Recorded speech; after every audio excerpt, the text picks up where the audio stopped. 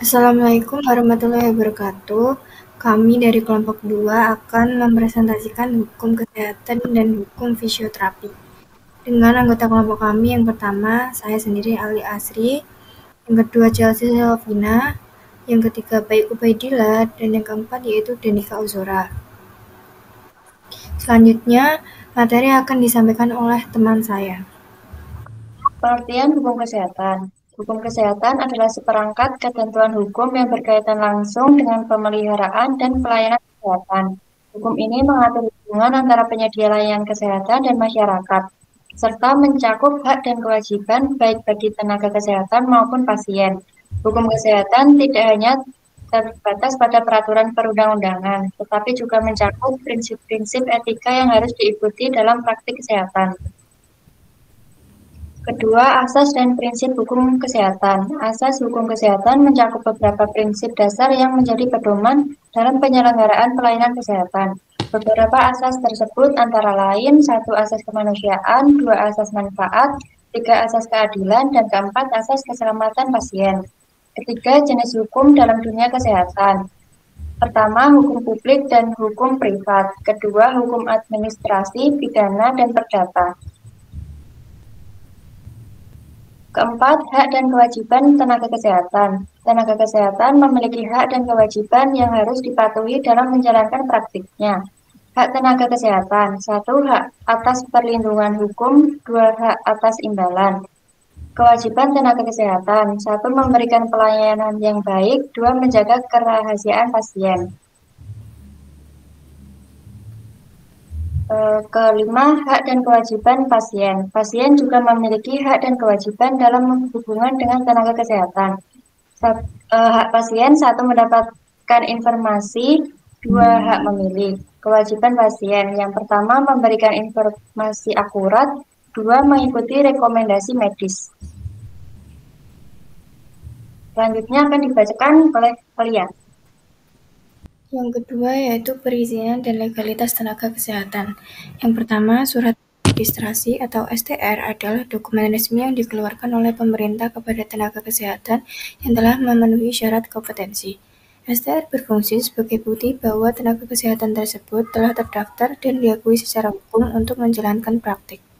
Undang-Undang Nomor 17 Tahun 2023, masa berlaku STR kini menjadi seumur hidup bagi tenaga kesehatan yang telah lulus kurang dari 5 tahun sebelum undang-undang tersebut diundangkan. Selanjutnya, Surat Izin Praktek atau SIP adalah izin yang diperlukan bagi tenaga medis dan tenaga kesehatan untuk menjalankan praktik. SIP menjamin bahwa tenaga kesehatan tersebut telah memenuhi semua persyaratan yang ditetapkan oleh pemerintah. Menurut ketentuan peralihan dalam Undang-Undang Kesehatan, SIP yang sudah terbit tetap berlaku hingga masa berlakunya habis, meskipun STR telah diubah menjadi seumur hidup. Selanjutnya, praktik ilegal dan sanksinya. Praktik ilegal adalah tindakan medis yang dilakukan tanpa izin resmi, baik itu STR maupun SIP. Sanksi bagi tenaga kesehatan yang terlibat dalam praktik ilegal dapat berupa pencabutan izin, denda, atau sanksi pidana, tergantung pada tingkat pelanggaran yang dilakukan. Hal ini bertujuan untuk melindungi masyarakat dari risiko yang ditimbulkan oleh praktik yang tidak memenuhi standar. Selanjutnya yaitu regulasi tentang pendidikan dan sertifikasi. Regulasi mengenai pendidikan dan sertifikasi tenaga kesehatan bertujuan untuk memastikan bahwa tenaga kesehatan memiliki pengetahuan dan keterampilan yang memadai. Setiap tenaga kesehatan diwajibkan untuk mengikuti pendidikan formal dan lulus ujian kompetensi yang diakui oleh lembaga berwenang. Proses sertifikasi ini penting untuk menjaga standar pelayanan kesehatan dan melindungi masyarakat dari praktik yang tidak profesional. Selanjutnya, praktik mandiri versus institusi. Praktik mandiri dilakukan oleh tenaga kesehatan secara independen, sedangkan praktik institusi dilakukan dalam lembaga kesehatan seperti rumah sakit atau klinik. Masing-masing jenis praktik memiliki regulasi dengan persyaratan yang berbeda. Tenaga kesehatan yang berpraktik mandiri harus memiliki SIP dan STR yang valid. Sedangkan institusi kesehatan harus memenuhi standar akreditasi yang ditetapkan oleh pemerintah. Selanjutnya yang ketiga yaitu hukum fisioterapi. Pengertian dan lingkup fisioterapi dalam hukum. Fisioterapi adalah bentuk pelayanan kesehatan yang ditujukan kepada individu dan/atau kelompok untuk mengembangkan, memelihara, dan memulihkan gerak serta fungsi tubuh sepanjang rentang kehidupan, menggunakan penanganan manual, latihan gerak, alat fisik, dan elektroterapeutik, mekanis, pelatihan fungsi, dan komunikasi. Dalam konteks hukum, fisioterapi diatur oleh berbagai peraturan yang menjamin bahwa praktik fisioterapi dilakukan sesuai dengan standar yang ditetapkan, melindungi hak pasien, dan memastikan keselamatan dalam pelayanan kesehatan. Selanjutnya, kewenangan fisioterapi menurut regulasi. Fisioterapis diakui sebagai tenaga kesehatan resmi yang memiliki kewenangan untuk melakukan asesmen, diagnosis fisioterapi, perencanaan intervensi, pelaksanaan intervensi, serta evaluasi fisioterapi secara mandiri sesuai standar profesi dan kompetensi. Kewenangan ini ditegaskan dalam Permenkes Nomor 80 Tahun 2013 dan didukung oleh pengakuan profesi dalam Undang-Undang Kesehatan Nomor 17 Tahun 2023. Selanjutnya, batasan tindakan fisioterapi secara hukum.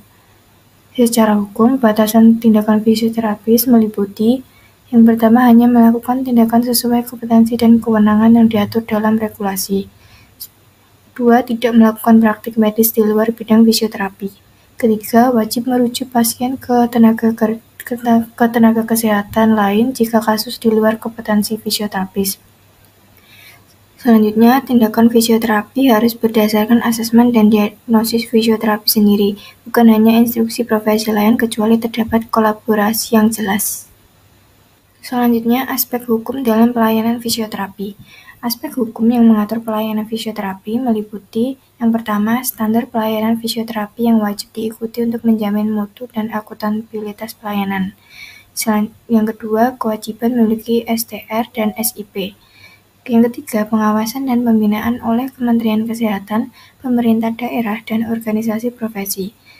Yang keempat, perlindungan hukum bagi fisioterapis dalam menjalankan tugas sesuai standar profesi. Selanjutnya, etika profesi dan hukum fisioterapi.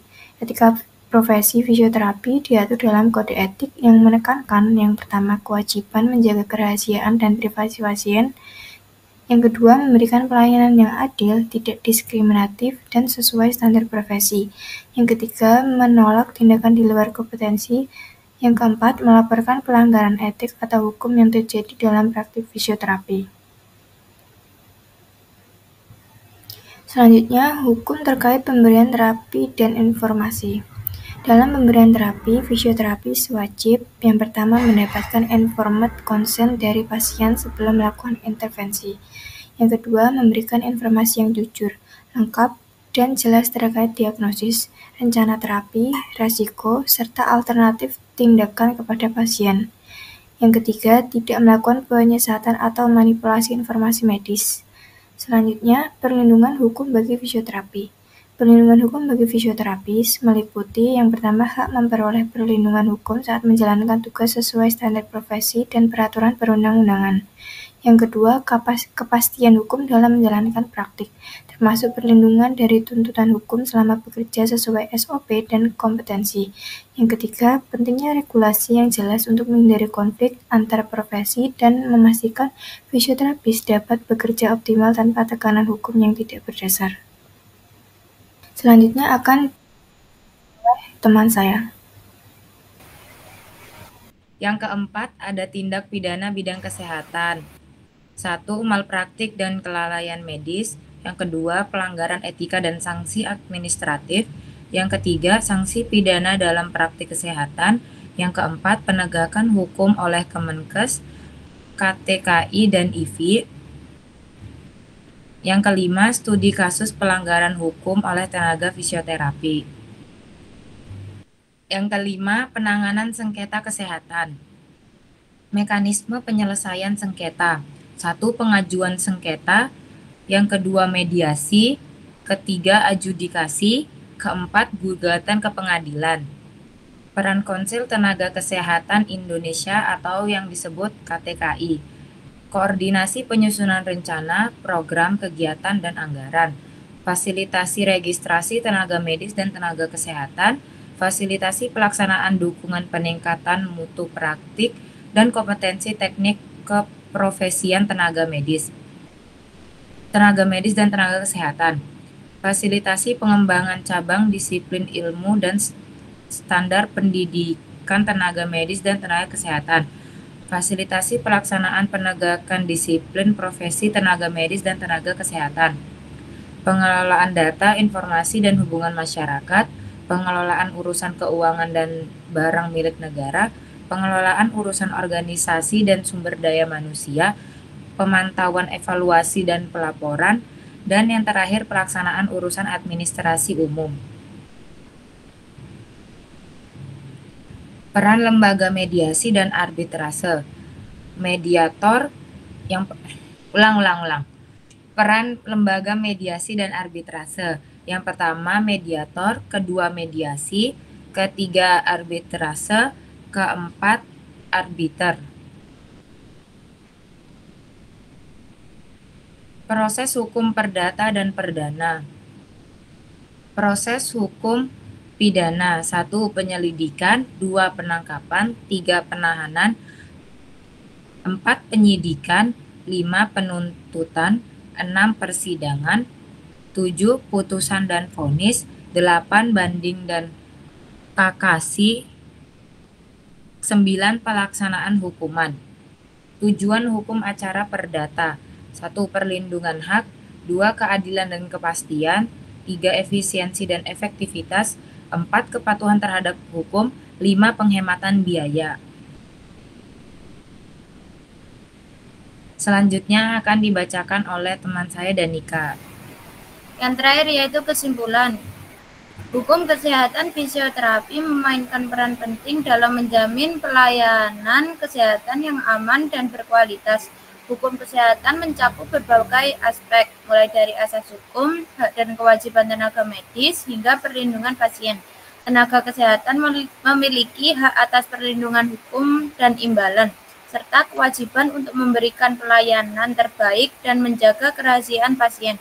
Sementara itu, pasien berhak mendapatkan informasi serta memilih tenaga kesehatan yang sesuai, sekaligus memiliki kewajiban untuk memberikan informasi yang akurat dan mengikuti rekomendasi medis. Dalam praktek fisioterapi, legalitas tenaga kesehatan menjadi hal yang krusial. Fisioterapis diwajibkan memiliki surat tanda registrasi atau STR dan surat izin praktek atau SIP untuk dapat menjalankan profesinya secara legal. Selain itu, mereka memiliki batasan tindakan yang harus ditaati, serta kewenangan dalam melakukan asesmen, diagnosis, perencanaan, intervensi, dan evaluasi fisioterapi. Etika profesi juga menjadi acuan dalam menjalankan tugas mereka, di mana kode etik fisioterapi mengatur prinsip tanggung jawab, integritas, profesionalisme, dan kejujuran sebelum melakukan intervensi. Fisioterapis harus mendapatkan informed consent dari pasien sebagai bentuk persetujuan yang menunjukkan pemahaman pasien terhadap prosedur yang akan dilakukan. Dengan perkembangan ilmu pengetahuan dan teknologi, tantangan dalam penerapan hukum dan etika di dunia medis semakin kompleks. Oleh karena itu, pemahaman yang mendalam tentang hukum kesehatan dan fisioterapi sangat penting bagi para tenaga medis dan pasien. Dengan menerapkan hukum dan etika profesi dengan baik, tenaga medis, khususnya fisioterapis, dapat memberikan pelayanan yang lebih aman, profesional, dan efektif, sehingga dapat menjaga kepercayaan serta kesejahteraan pasien secara optimal.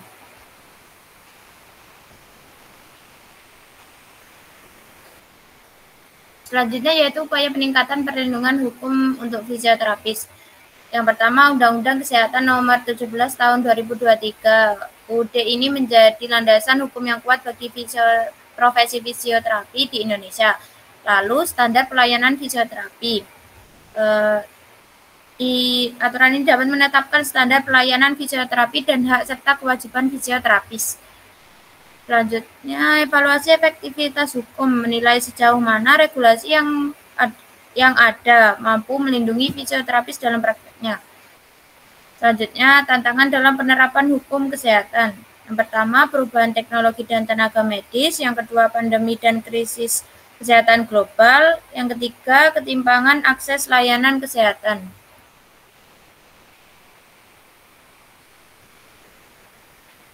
Selanjutnya, rekomendasi untuk institusi, profesi, dan pemerintah. Untuk institusi kesehatan, memastikan kepatuhan hukum, perlindungan pasien, dan peningkatan kompetensi tenaga medis serta fisioterapis.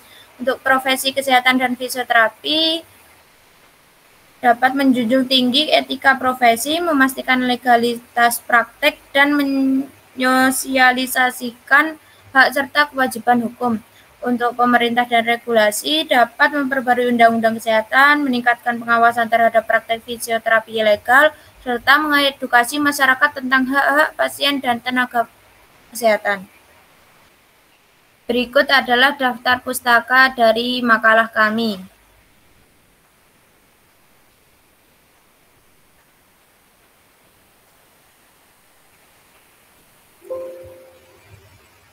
Sekian, terima kasih.